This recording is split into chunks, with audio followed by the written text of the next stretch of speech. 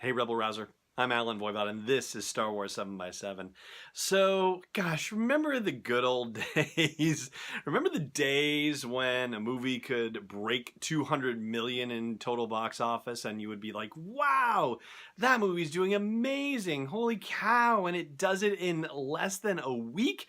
Oh boy, that must be some incredible movie. Well, those days are long gone, apparently, even though Solo: A Star Wars Story is projected to cross the 200 million domestic and global combined mark either by the end of the day, Wednesday, or by the beginning of the day, Thursday.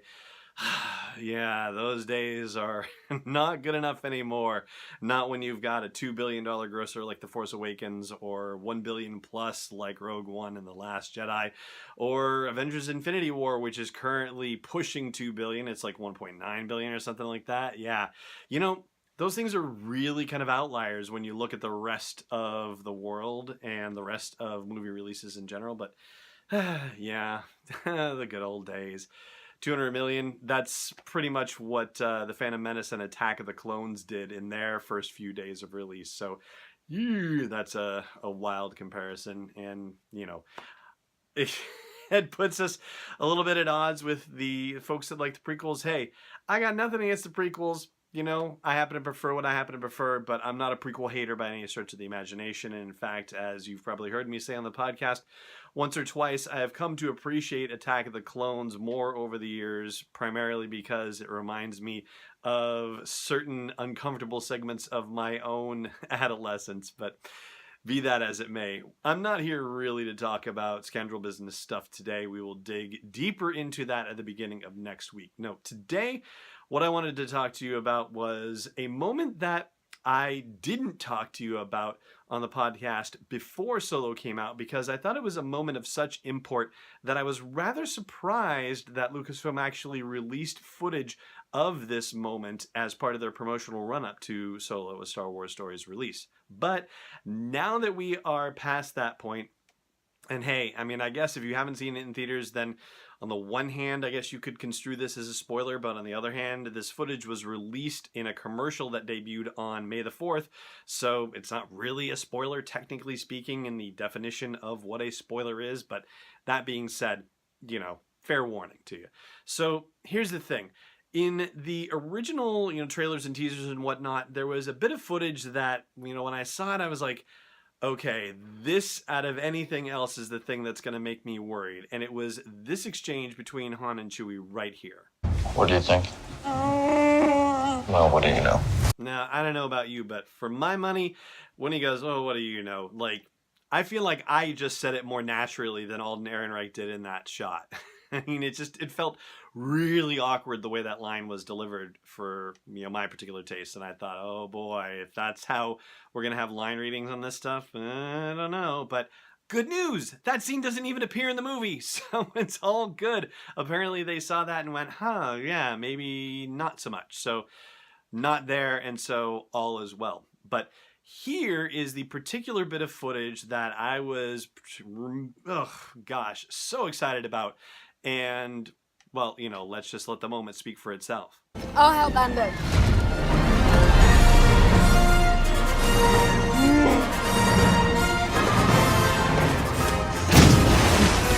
Now, I've only seen Solo twice so far, so forgive me for not remembering for sure, but the way the music plays on this scene, I really feel like it's kind of overkill a bit, and I think that it's more understated in the movie itself, so that's a good thing. But particularly, it's the moment when Han looks over at Chewie, and Chewie is in the co-pilot seat for the first time, and there's something there.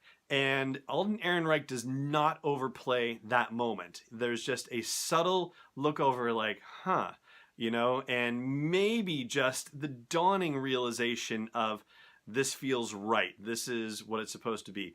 They don't play it too hard. They don't give it a real wink and a nudge like, this is when Han and Chewie become partners. It's not oversold by any stretch in Alden Ehrenreich's acting. It's so subtly done. When I saw this footage on May the 4th, I just thought, oh my gosh, this is exactly how I want a moment as significant as Han and Chewie teaming up together for the first time like this.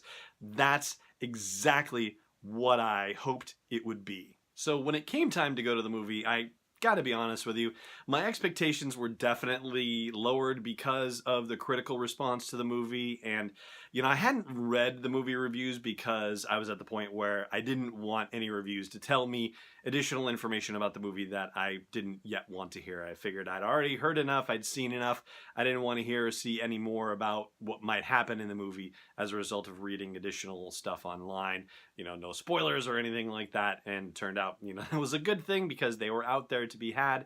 But moments like that one, like that look by Alden Ehrenreich at Chewie in the co-pilot seat, that gave me a glimmer of hope that, hey, you know what? Maybe this movie isn't going to be half bad.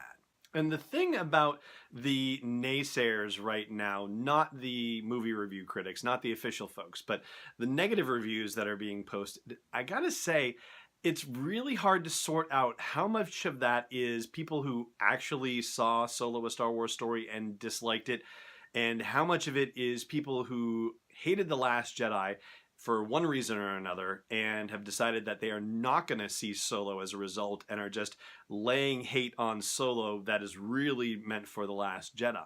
But I was just saying to Brainstormer Lonnie the other day that it's kind of nice to have a Star Wars movie where the stakes were not so high, where the fate of the galaxy wasn't hanging in the balance. It was nice to actually have a light Star Wars movie for once, and that was part of my enjoyment, that the stakes weren't necessarily as high and that it just bounced from adventure to adventure to adventure, and it felt almost serial-like, like the original Star Wars did, except that there was so much hanging on that one. This one, not so much, but that's not necessarily a bad thing in my book, at least. Anyway, that, my friends, is going to do it for the podcast, or at least the meat of the podcast episode today.